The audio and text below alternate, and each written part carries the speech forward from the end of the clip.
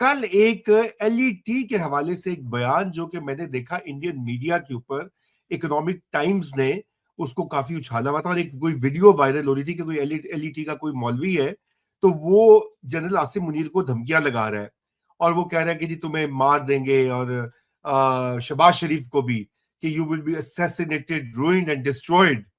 اچھا، اب یہ عائشہ عجیب و غریبی معاملہ ہے کہ ادھر ایم بی ایس بھی کہتا ہے کہ مینو مار دیں گے، گل نہ کرو میرے نال، ادھر بھی یہی والا ہو رہا ہے.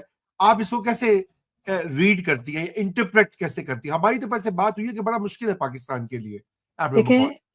دیکھیں جب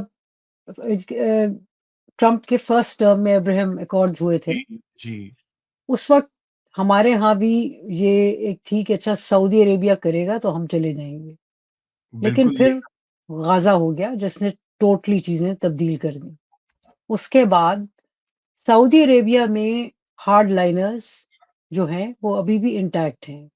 ہم ڈسٹریکٹ نہ ہوں، یہ جو کانسرٹ ہال کھولے گئے اور سینمے کھولے گئے اور میوزک کے کانسرٹس ہو رہے ہیں، ایک ینگر جنریشن کو کے لیے جو اوپننگ دی محمد بن سلمان نے، وہ ایک طرف، لیکن ان کے ہارڈ لائنرز اسی طرح موجود ہیں. ان کے ہاں ان کے محمد بن سلمان کے لیے مشکل ہوگا.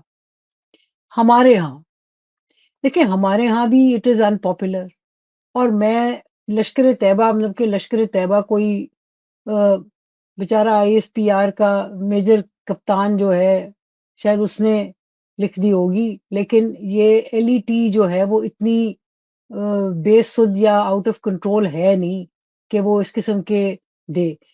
یہ ٹرکس اس وقت ہوتی ہیں بتانے کے لیے، امپریس کرنے کے لیے کہ دیکھو جی ہمیں تو بڑا خطرہ ہے، ہمیں دھمکیاں ہیں اور یہ وہ.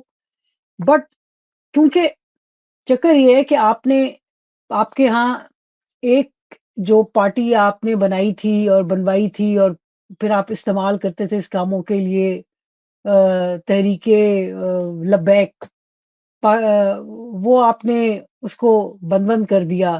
تو اب آپ کو جسے کہتے ہیں نا ہارڈ کور ملیٹنٹس جو ہیں ان کی طرف سے کروانے کی ضرورت پڑ گئی ہے. میرا نہیں خیال کہ کوئی خطرہ وطرہ ہے.